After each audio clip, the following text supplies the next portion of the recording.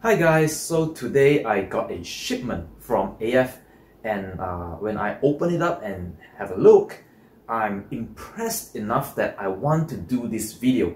So first of all, AF doesn't send me any free bowls, alright? They don't send me any free bowls because I'm not popular enough for them to sponsor anything. This one was actually a pre-ordered bowl for one of my customer, and when I receive it, I think that the value on this bowl really impressed me. So I'm going to show you more details later, but first of all, let's start with the bowl sock that I received that really opened my eye. So this is the bowl sock that it came in, okay? And I can tell you, this bowl sock is probably one of the best bowl sock I've ever received. I've had, spearmint bowls which cost a lot. Actually Spearmint bowls is the most expensive cost-wise among all the bowls I have. And the Spearmint bowls bowl sock is disappointing. It's very disappointing. It looks like some really cheap rag cloth put together. So Spearmint bowl sock is definitely nothing to be amazed. It is just disappointing. Whereas Marina bowl, at least they use like fleece, and they feel okay. They feel okay, pretty good. Not to be like impressive, simple but good works. But with these socks, let me show you now. Okay, so since the one that I got is a Takedown, it comes with two of these, right? One for each half. I'm going to put this aside and just focus on one of them. So you see all this beautiful pattern, this embroidered pattern. It's beautiful. I do not know what pattern it is, but it's beautiful. Okay, I'm not going to even focus on what they are. It's like all over the place. I don't know, but it's beautiful. It's like it has bluish tint to it and silvery tint, so it looks really high end. It really amazes me. And then let's look at the inside. It's fleece. It's fleece, and it's throughout. I thought maybe they go cheap, like only the outside, but no, this one goes all the way inside. And this bowl sock here is pretty heavy. So material wise, oh, this is worth it. This is good. So other than bowl sock, well, of course we have the bow and the bowstring. Bowstring is nothing impressive, alright? Bowstring is just the regular AF bowstring. But now have a look at the Takedown. Okay, so I'm gonna show you the details now. Let's start with the joint itself. So this is how it looks like on the male part, right? I'm not sure if it focused well, but this is how it looks like. Just a black piece here and a rod sticking out, where it has this U shape here, which matches a channel on the female side. Okay, so it won't like spin. Once you go in, you can't rotate it because this channel here aligns with a channel inside, so it won't move around. So okay, have a look there. Now, I was wondering, what the hell is this piece? I'm not sure if you can see it, but you see this little thing that protrude out here? So it's actually like a piece of metal that has a spring underneath. On the other side is actually a little Allen key, I believe. Allen key screw that adjusts the pressure of this ball piece here. I was wondering what the hell was this for?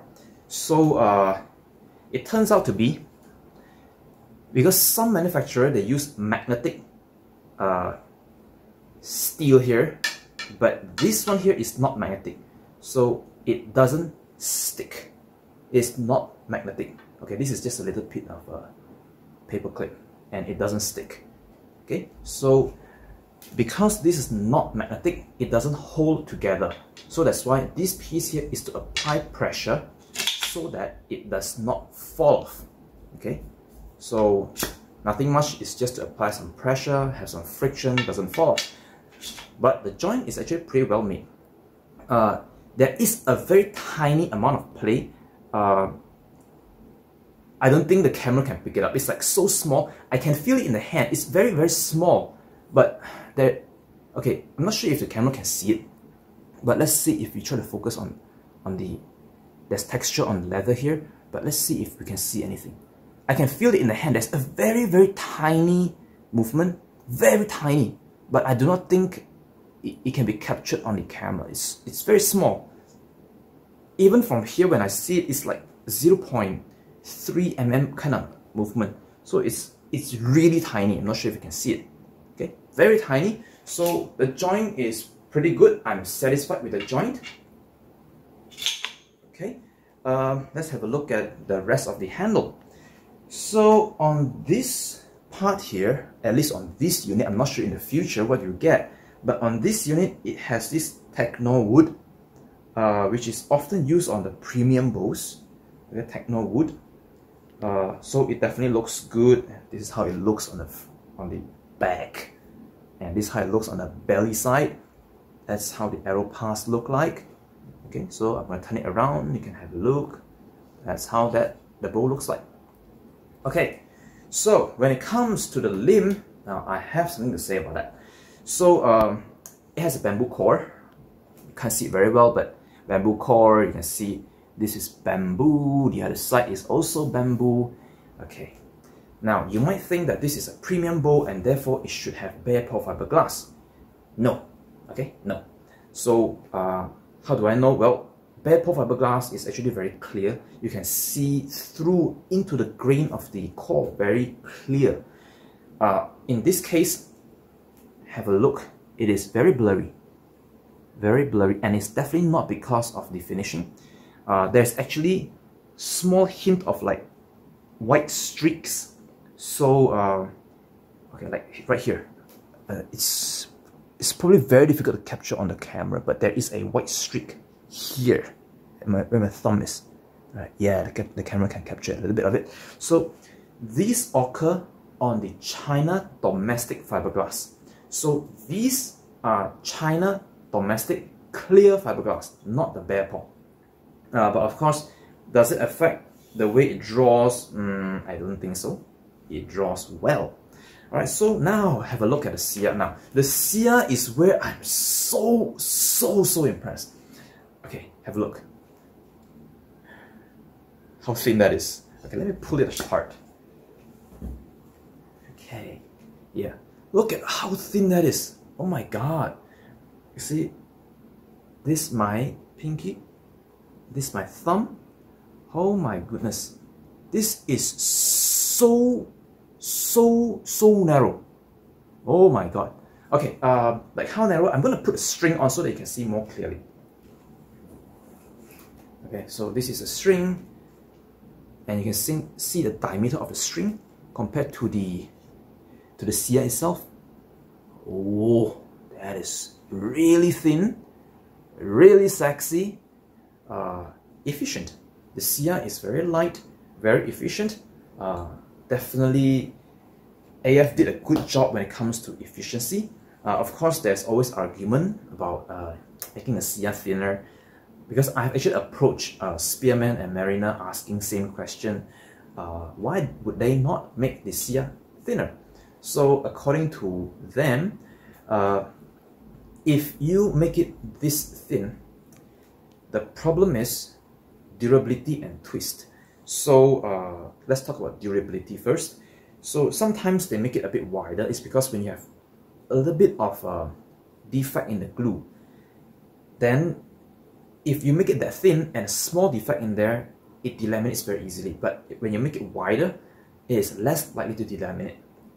Also, if you accidentally bump when you shoot, let's say 3D archery, you accidentally hit a branch, or you might maybe even accidentally dry fire, a wider sear where it has more glue adhesion is less likely to delaminate compared to this. When it comes to stability, yes, okay. Being a wider section here also causes a wider section here, which overall improves stability of the bow. In terms of stability, the bowl, this AF bowls with this very narrow sear, is indeed quite easy to twist. Okay, let's see here. So even though, okay, these are strung, so even though when you pull it, usually, okay, this one here in my hand is a 50-pound bowl. Yeah, I can definitely pull it heavy. When you just use it under regular use, you know, flipping it all, try to move it, it doesn't twist. But during the string and unstring process, this can actually be a problem. This piece here can be twisted fairly easily, and I'm gonna show you right now. Okay, so let's do the bottom limb here. Okay, right now you can see in the camera that the sear is well aligned to the limb. Okay, it's straight, no twist, and I'm gonna show you right away. See, I don't think I did much work there, right? Have a look. It's twisted already. See that? It's twisted towards this side. That's how easy it is to twist an AF bowl. I'm gonna twist it back. Which side? Okay. Yeah, so it is fairly easy to twist an AF bowl. But you know, that's the give and take. It is efficient, but at the same time, you have to trade off efficiency for stability. So while it is easy to twist, it also gives you good efficiency. I'm trying to fix it back, but you know, it's not that easy sometimes. You kind of like overcorrect and things like that. But yeah, I'm gonna fix that later. That's pretty good. So it is easy to fix back. It's not difficult. Like what you saw just now. I literally just take my hand, give it a flex. It's twisted already, and you can flex it back the other way to straighten it. So is it good or bad? Well, you can take it both ways. It can get twisted. You just have to check after you string the bowl and then twist it back. So it's easy to twist, but it's also easy to fix. Efficiency is good. For me, no issue. I'm okay with that. With the price of this thing, the efficiency, the value of this thing, overall, let me just look at the craftsmanship. It's actually pretty good. Other than the twisting, the rest of the bowl is actually remarkable. Speed-wise, good. Okay, speed-wise, good. If you want to check speed and how it shoots, just check Armin's video, Armin Hermer. You check his videos, he's going to show you arrow speed and things like that. In terms of draw smoothness, okay, the one in my hand is a 50-pound bowl. I also tried the other one there just now. That was a 40-pound. It is fairly smooth. Up to 28-inch is smooth. Between 28 and 31, you can feel the weight increasing. Definitely more than before it was 28. But I won't call it stacking yet, because it is not to the point where I will feel like, oh, I cannot pull it. So 50-pound, okay. Now some people might think, I'm just pulling like some kid's bowl. Okay, 50-pound, not the heaviest, but for AF's bowl, this is their heaviest offering. So 50-pound bowl, I'm gonna pull to 30 inches. Okay, so at this length right now is approximately 55 pounds. It's not stacky. It's actually okay. I feel quite smooth. But like about here, 28, I can feel the weight increases more towards, from here 28 towards 30. I can definitely feel there's more resistance, but still fairly smooth. So smoothness is good. Speed check Armin's Hammer, and in terms of shock and vibration, well, the reason why I'm doing this video here without shooting it is because I know what's gonna happen. This bow here with the steel core in there makes the handle really heavy. Okay, this handle here is heavy. The limbs are light. Sear's light, limbs are light. The handle here, because of the steel core in there, is very heavy, and because of that heaviness here, you won't feel any shock and vibration. Okay, so that's why I don't even want to test it. I know what's gonna happen. there won't be much shock and vibration. Okay, so this bowl is pretty good. For the price it is, even though it's not bare pore glass, if you're looking for a takedown, yes, I would recommend this. Pretty good. I'm impressed enough to do this video just because for this bowl.